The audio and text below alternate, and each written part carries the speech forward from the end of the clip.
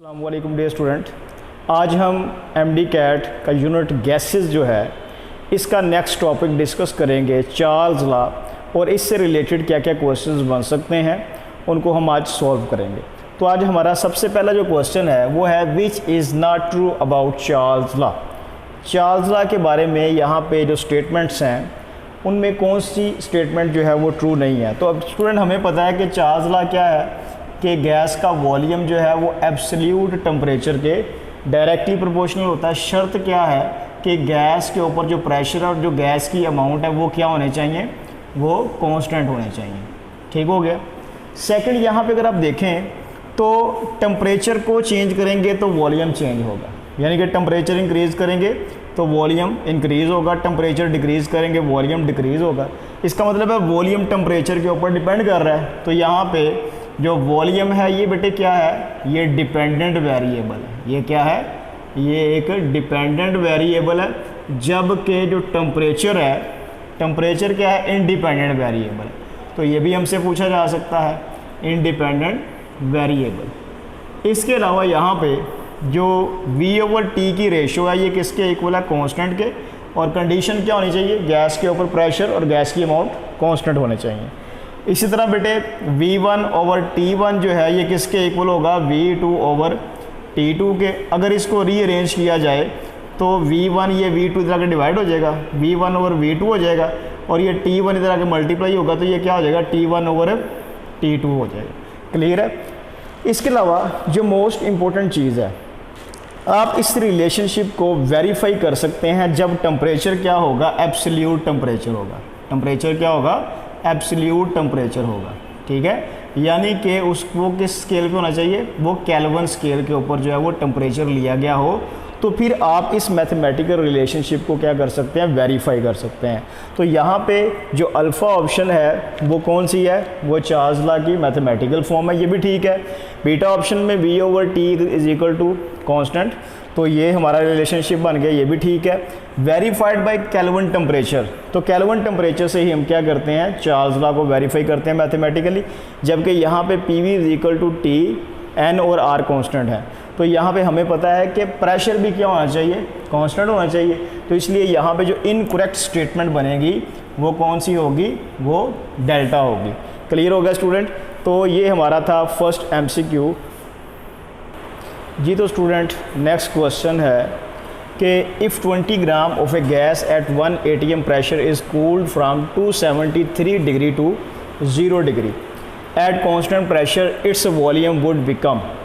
अब यहाँ पे एक चीज़ याद रखिएगा कि जो 20 ग्राम अमाउंट गिवन है आपको जस्ट ये कंफ्यूज करने के लिए दी गई है। ठीक हो गया। अब यहाँ पे जो आपको टेम्परेचर गैस का दिया गया वो कितना है, 273 इनिशियल टेम्परेचर है। इसको आपने गैस को ठंडा किया तो टेम्परेचर कितना हो गया, 0 डिग्री। अब हमें पता है कि चार्ल्स लॉ जो है ये बेटा जी हम इसको डिस्कस करते हैं जब टेम्परेचर क्या होता है, केल्विन होता है। तो सबसे पहले आप क्या करेंगे कि इस टेम्परेचर को कन्वर्ट करेंगे किस में बेटे, इसको आप कन्वर्ट करेंगे केल्विन टेम्परेचर में। ठीक हो गया। तो यहाँ पे हमारे पास T1 की वैल्यू क्या है, 273 डिग्री सेंटीग्रेड है। इसको केल्विन में कन्वर्ट करने के लिए इसमें आप 273 इसमें ऐड कर दें तो ये क्या हो जाएगा, 546 केल्विन हो जाएगा। अब टेम्परेचर डिक्रीज़ कितना होगा, T2, तो 0 डिग्री है, इसको आप 273 में ऐड कर दें तो 273 केल्विन हो गया।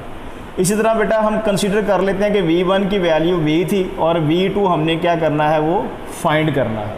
ठीक हो गया। अब हमें पता है कि चार्ल्स लॉ का मैथमेटिकल फॉर्म क्या है कि V1/V2 किसके इक्वल है, T1/T2 के। अब V1 की वैल्यू कितनी है, V है, और V2 आपने फाइंड करना है। T1 की वैल्यू कितनी है, 546 है, और T2 की वैल्यू कितनी है, 273। अब इसको आप क्या करें, डिवाइड करें तो ये क्या आ जाएगा, ये आ गया V/V2 किसके इक्वल आ गया, ये 2 के इक्वल आ गया। अब ये V2 इधर आ जाएगा और ये 2 इधर आकर डिवाइड हो गया, तो ये आंसर क्या आ जाएगा, V2 किसके इक्वल आ गया, V/2 के। यानी कि क्या हुआ है कि जब आपने टेम्परेचर 273 से 0 डिग्री पे कन्वर्ट किया है तो वॉल्यूम क्या हो गया है, वॉल्यूम हाफ हो गया। तो यहाँ पे जो बेस्ट आंसर बनेगा वो फिर क्या है, वो बीटा है। तो ये याद रखिएगा स्टूडेंट कि चार्ल्स लॉ में इस तरह का कोई न्यूमेरिकल टाइप क्वेश्चन भी आपसे पूछा जा सकता है जी। तो स्टूडेंट नेक्स्ट क्वेश्चन है, 2 decimeter cube of a gas at STP is heated to 546 Kelvin by applying pressure to ATM its volume will be. अब यहाँ पे देखें स्टूडेंट, तो हमारे पास क्या है कि गैस का इनिशियल वॉल्यूम कितना है 2 डेसीमीटर क्यूब है और गैस किस कंडीशन पे है, STP पर है। तो इसका मतलब है यहाँ पे जो प्रेशर होगा P1 वो कितना होगा 1 ATM होगा और यहाँ पे जो T1 है वो कितना है 273 केल्विन होगा। ठीक हो गया। आपने क्या किया, इस गैस को हीट किया है तो उसने पूछा जी वॉल्यूम इसका क्या हो जाएगा। अब इसका प्रेशर उसने बताया कितना 2 ATM, ये हो गया जी 2 ATM और जो टेम्परेचर है कितना हीट किया आपने 546 केल्विन। तो हमें पता है कि जनरल गैस इक्वेशन के मुताबिक P1 V1 ओवर T1 किसके इक्वल होता है, P2 V2 ओवर T2 के।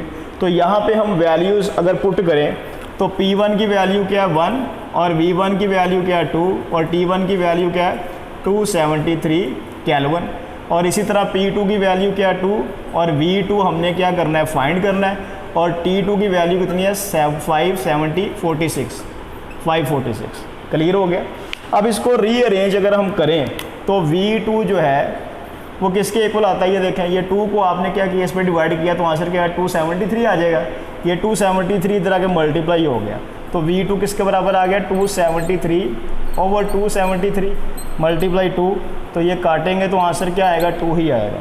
इसका मतलब है कि वॉल्यूम के ऊपर इफेक्ट नहीं हुआ। अब यहाँ पे एक चीज़ याद रखनी है कि अगर हम किसी गैस के ऊपर टेम्परेचर को और प्रेशर को साइमल्टेनियसली इंक्रीज़ कर दें या फिर हम क्या करें टेम्परेचर को और प्रेशर को इक्वली साइमल्टेनियसली डिक्रीज़ कर दें, तो फिर वॉल्यूम जो है इस कंडीशन में वो क्या रहता है, रिमेन सेम। वो क्या रहता है, सेम रहता है। तो यहाँ पे देखें स्टूडेंट, आपने क्या किया है, आपने प्रेशर को भी डबल कर दिया, टेम्परेचर को भी डबल कर दिया और अगर इसी क्वांटिटी को आप हाफ कर दें या इसी क्वांटिटी को इक्वली आप क्या करें 1 मोल से ट्रिपल कर दें तो फिर वॉल्यूम के ऊपर इफेक्ट नहीं होगा। ये बड़ा इंपॉर्टेंट पॉइंट है कि जब किसी गैस के ऊपर हम क्या करें, इक्वली टेम्परेचर को डबल करें या डिक्रीज़ कर दें, कम कर दें, या प्रेशर को डबल करें या कम कर दें, ये दोनों फैक्टर्स को, तो फिर वॉल्यूम के ऊपर इफेक्ट नहीं होता। ये हमने इसको मैथमेटिकली भी प्रूव कर लिया। आप इसको वैसे ही याद रखें कि अगर किसी गैस के ऊपर प्रेशर और टेम्परेचर इक्वली साइमल्टेनियसली डबल कर दें, ट्रिपल कर दें या फिर कम कर दें तो फिर वॉल्यूम के ऊपर इफेक्ट नहीं होता। इसलिए यहाँ पे आंसर क्या होगा 2 डेसीमीटर क्यूब ही होगा। क्लियर हो गया जी। तो स्टूडेंट नेक्स्ट क्वेश्चन है, फॉलो द गिवन ग्राफ। ये ग्राफ गिवन है वॉल्यूम और टेम्परेचर के दरमियान। अब हमें पता है टेम्परेचर इंक्रीज़ करेंगे तो वॉल्यूम क्या होता है, इंक्रीज़ होता है। ठीक हो गया। उसने पूछा यहाँ पे P1 P2 और P3 के दरमियान रिलेशनशिप क्या है। ठीक है, तो यहाँ पे देखें स्टूडेंट, आपने याद रखना है कि जब टेम्परेचर हम इंक्रीज़ करते हैं तो वॉल्यूम भी क्या होता है, इंक्रीज़ होता है। लेकिन जब प्रेशर इंक्रीज़ करते हैं तो फिर वॉल्यूम क्या होता है, डिक्रीज़ होता है। सही हो गया। अब यहाँ पे देखें कि सपोज कर लेते हैं कि जो P1 है ये कितना है, ये है जी 3 ATM है। ठीक है, P2 कितना है, ये 2 ATM है और P1 कितना, ये 1 ATM है। अब जब प्रेशर कम होगा तो वॉल्यूम की वैल्यू क्या होगी, वो ज़्यादा होगी। तो P3 के ऊपर वॉल्यूम की वैल्यू यहाँ पे है, P2 के ऊपर जो है वो यहाँ पे है और P1 के ऊपर क्या है, वो यहाँ पे वैल्यू बन रही है। तो मतलब क्या है कि P1 की वैल्यू सबसे ज़्यादा होगी क्योंकि ये कर्व जो है वो झुक रही है इस तरफ। ठीक हो गया। P2 की उससे कम और P3 जो है वो सबसे कम होगा।